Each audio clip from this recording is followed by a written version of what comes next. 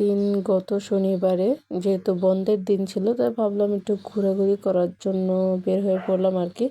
তো গিয়েছিলাম সেদিন লালবাগ কেল্লাতে। তো গত শনিবারে তো ঈদে মিলাদুন্নবীর বন্ধ ছিল, তাই লালবাগ কেল্লাও বন্ধ ছিল। তাই ভাবলাম যে এত কষ্ট করে আসলাম, ফিরে যাব, তাই পাশেই হচ্ছে পাস্তা ক্লাব। তো এটা এক সাইডটা কিন্তু পুরাই খোলা। তো সেখান থেকে মোটামুটি লালবাগ কেল্লাটা কিন্তু সুন্দরভাবে দেখা যায়। আর রেস্টুরেন্টও অনেক বেশি সুন্দর ছিল। তো আমরা এই তো বারান্দায় চলে আসলাম, তারপর এখান থেকেই লালবাগ কেল্লাটা কিছুটা দেখলাম আর কি। যেহেতু সরাসরি দেখতে পারিনি তাই ভাবলাম উপর থেকেই অন্তত একটু দেখি। আমরা উপর থেকে একটু ছবি টবি তুলতেছিলাম আর কি, আর দেখতেছিলাম।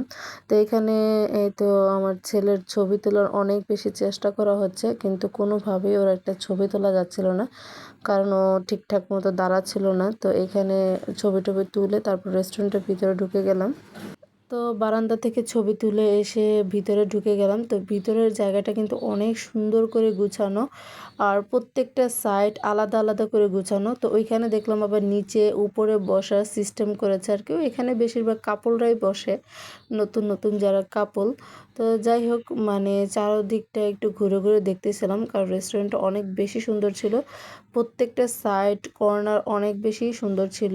তো এখানে ঘুরে ঘুরে দেখতেছিলাম আর কি। তো ওই দিন অনেকে আমাদের মতো লালবাগ কেল্লাতে মোটামুটি ঘুরতে আসছিল। তো যেহেতু এটা বন্ধ ছিল তাই উপর থেকেই সবাই টুকিটাকি দেখার জন্য এখানে মানে উপরে উঠেছে আর কি।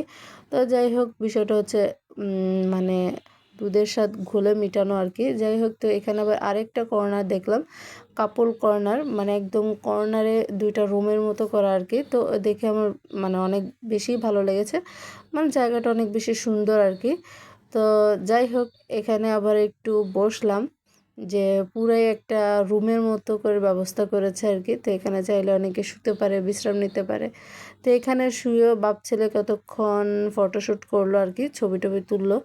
তো আমি সাইড থেকে একটু ভিডিও করতেছিলাম আর কি। তো মোটামুটি রেস্টুরেন্টটা সব দিক থেকে অনেক বেশি সুন্দর ছিল। আমি একটু ঘুরে ঘুরে দেখতেছিলাম আর কি। মানে রেস্টুরেন্টের প্রতিটি কর্নার আলাদা আলাদাভাবে আলাদা করে সুন্দর করে সাজানো। তো এখানে আমাদের খাবার চলে আসছে আর কি। পাস্তা আর বার্গার অর্ডার দেওয়া হয়েছিল। তো সেগুলো এই তো নিয়ে বসে পড়লাম খাওয়ার জন্য। তো এখানে খাবার দাবার খাচ্ছিলাম, সাথে একটু ফটোশ্যুট তো মানে থাকেই। তো যাই হোক, কিছুক্ষণ ফটোশ্যুট করে ভিডিও টিডিও করে তারপরে এই তো খাবার শুরু করে দিলাম। তো পাস্তাটা এখানে দেখলাম ভালোই পরিমাণে মানে চিজ দিয়েছিল আর কি, খেতে অনেক বেশি মজা লাগতেছিল। উপরের মানে চিজটা মানে মুখে দিলে ক্রিস্পি একটা ভাব আসতেছিল আর কি। তো পাস্তাটা অনেক বেশি মজা লেগেছে আমার কাছে, কারণ অনেক পরিমাণে চিজ দেওয়া ছিল। তো যাই হোক, এখানে তো খাচ্ছিলাম বার্গার, তারপর পাস্তা, তারপর শেষে একটা ক্যাপাচিনো অর্ডার করা হয়েছিল আর কি। তো ক্যাপাচিনোটা দিল, যদিও ক্যাপাচিনো একটু আমার কাছে ভালো লাগে না, কারণ পুরাটাই তিতা তিতা লাগে। যাই হোক, এখানে ক্যাপাচিনো খেয়ে চলে গেলাম পুরান ঢাকার নাজিরা বাজার রোডে আর কি। তো ওইখান থেকে একটা রিক্সা দিয়ে নাজিরা বাজার চলে গেলাম। তো এখানে আসলাম যে আসলে দেখি, কিন্তু ওই দিন ঘোরাঘুরি করছি কিন্তু কিছুই খেতে পারিনি, কারণ পেট আগে থেকে অনেক বেশি ভরা ছিল। তাই ঘুরে ঘুরে একটু দেখতেছিলাম কোথায় কি পাওয়া যায় বা কোথায় কি আছে। তো এটা মানে চার রাস্তার মোড়টা, মানে এখানে শুধু খাবারের দোকানই বেশি। তো এইখানে দেখতেছিলাম প্রায় অনেকগুলো মানে নামকরা রেস্টুরেন্ট ছিল, নবাব, তারপর সাথে মানে এই সিরিয়ালে সবগুলো রেস্টুরেন্ট আর মানে খাবারের দোকানই ছিল, বেশিরভাগ বিরিয়ানির দোকান, কাবাবের দোকান। কারণ কম বেশ নাজিরা বাজার যারাই গিয়েছে তারাই কম বেশ মানে এই রোডটার কথা জানে। আমার এই প্রথম যাওয়া, পেট আগে থেকে ভরা থাকার কারণে আসলে কিছুই খাওয়াই নেই। তারপর এখানে মানে পুরনো একদম মানে অরিজিনাল যেটা হাজি বিরিয়ানি, সেই দোকানটা দেখতে পেলাম আর কি। মসজিদের পাশেই হাজি বিরিয়ানি, এই মানে এটা দেখলেই বোঝা যায় আসলে এটা একদম অরিজিনাল হাজি বিরিয়ানি। কারণ দোকানটা দেখতে বেশ পুরনো, তার উপরে মানে খুবই ছোট একটা দোকান। মানে এখনকার দোকানগুলো যেরকম ঝাঁকঝমকপূর্ণ বা বড়সড় থাকে, এটা দেখলেই বোঝা যাচ্ছে আসলে পুরনো একটা বিল্ডিং। আর পুরনো মানে কি বলা চলে, এটার মধ্যে তেমন বেশি জায়গাও ছিল না। দেখলাম মানুষ প্রচণ্ড ভিড় ছিল। তো আমরা আর ওইখান থেকে খাই নাই, কারণ পেট আগে থেকেই ভরা ছিল, তাই আর খাই নাই। ভাবলাম যে আজকে দেখে যাই, হয়তো বা পরে আরও একদিন খাবো। তো এখানে দেখলাম আরও একটি হোটেল, প্রায় লাইন ধরে সিরিয়াল ধরে মানুষ খাচ্ছে। কিছুটা হাঁটার পরে পেয়ে গেলাম বিউটি লাচ্ছি। এর আগে অবশ্য হাজির বিরিয়ানি পরে।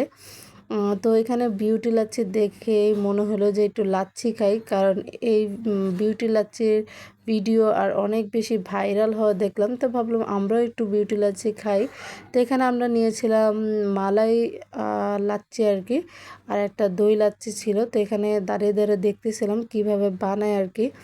তো এই তো তারপর আমাদের মালাই রেডি হয়ে গেল। তারপর দোকানটাও একটু দেখাচ্ছিলাম আর কি। তো দেখলাম মোটামুটি ভালোই ভিড় থাকে মানে দোকানটার মধ্যে আর কি। তো আমার ছেলেকে এখানে দিলাম দই লাচ্ছি, আর আমাদের জন্য নিয়ে নিলাম মালাই লাচ্ছি। এই বিউটি লাচ্ছিতে দেখতেছিলাম অরিজিনাল দই দিয়ে লাচ্ছিগুলো বানায়। তারপরে তো আমাদের লাচ্ছিগুলো চলে আসলো আর কি। তো খেতে আমার কাছে অনেক বেশি ভালোই লেগেছে, মানে মজাই ছিল বিউটি লাচ্ছি। পুরান ঢাকায় তো আরেকটা জিনিস দেখলাম, প্রত্যেকটা দোকানে মুরগিগুলো এরকম ঝুলিয়ে বিক্রি করে, যার যতটুক লাগে সে ততটুক নিতে পারে। আরেকটা জিনিস হচ্ছে ওইখানে গরুর মাংসের দাম অনেক বেশি কম। প্রত্যেকটাতে দোকানেই দেখলাম 650 টাকা করে কেজি, আবার কয়েকটাতে 600 টাকা করে কেজি। তো আপনার যে যাদের গরুর মাংস লাগবে চাইলে ওইখান থেকে আনতে পারেন। ভিডিওটা আজকে এই পর্যন্ত। আল্লাহ হাফেজ।